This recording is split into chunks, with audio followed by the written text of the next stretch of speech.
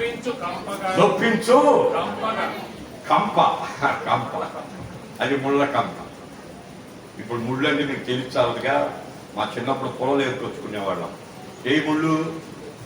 ఆ చెట్లు ఏమనేవాళ్ళు? ఇంగ్లీష్ ముళ్ళు చెట్లు అనేవాళ్ళు. వాటిని నరుక్కొచ్చుకొని వాటిని ఎరగొచ్చుకొని వాటిని పొయ్యిలో పెట్టుకొని ఎక్కడైనా తాటాకు కూడా తింటే ఆ తాటాకులు అన్ని చింపి సరిగ్గా కట్టకట్టుకొని మీటింగ్ పెట్టి అది పొలంలో పెట్టి విన్నావా? అదిగో ఏట్లోకి వెళ్ళి వద్దరు ఉన్నాడా? ఏట్లోకి వెళ్ళి సైకిల్ వేసుకొని వెళ్ళేవాళ్ళం. అది ఎవరో ఆదానికి వచ్చాడా?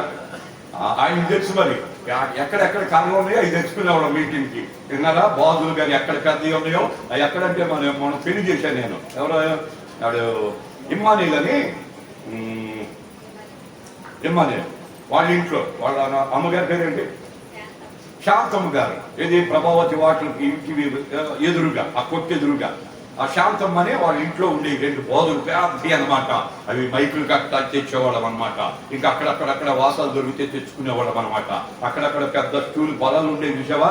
బతిలాడు తెచ్చుకునేవాళ్ళం. సేవకుల మీటింగ్ కదా, కుర్చీలు అడుక్కొని తెచ్చుకునేవాళ్ళం. దేవుని స్తోత్రం. అట్లా ఏట్లోకి వెళ్ళి ఆ ఇసుకలో సైకిల్ మీద 4 కర్రలు పెడితే కదులుద్దా? మామూలు సైకిలే కదలదుగా.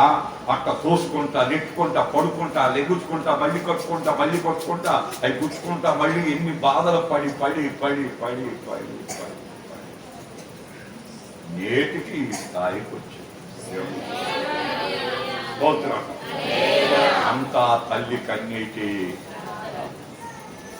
లేకపోతే మందిరం కొరకు నేను కోరుకున్నాను. ఆ కట్ట కింద పెట్టేవాళ్ళం యేసుదాస్ మామగారు వాళ్ళ దగ్గర. అక్కడ ఇప్పుడు అది బారుగా హోటల్గానే పెట్టారు. అక్కడ ఆ స్థలంలో కొద్దిగా మట్టి కొట్టేసి ఉంది. దాన్ని కోరుకున్నా నేను. ఆ స్థలం నాకు ఇస్తే ప్రభువా ఇక్కడ నీ పని విరివిగా జరుగుద్దని కోరుకున్నా.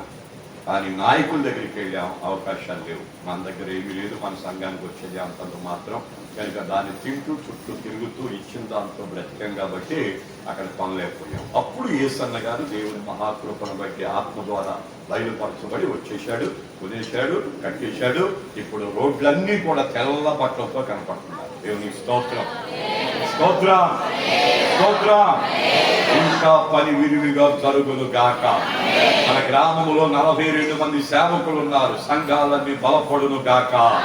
ఇంకా మన గ్రామం అంతటిలో రక్షణ పొందని వారందరినీ దేవుడు పట్టి రక్షణలోకి నడిపించును గాక.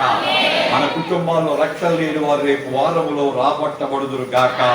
ఇంకా నూతన ఆత్మల దేవుడు వేలగొట్టి చేయి పట్టి అన్యులను నడిపించును గాక.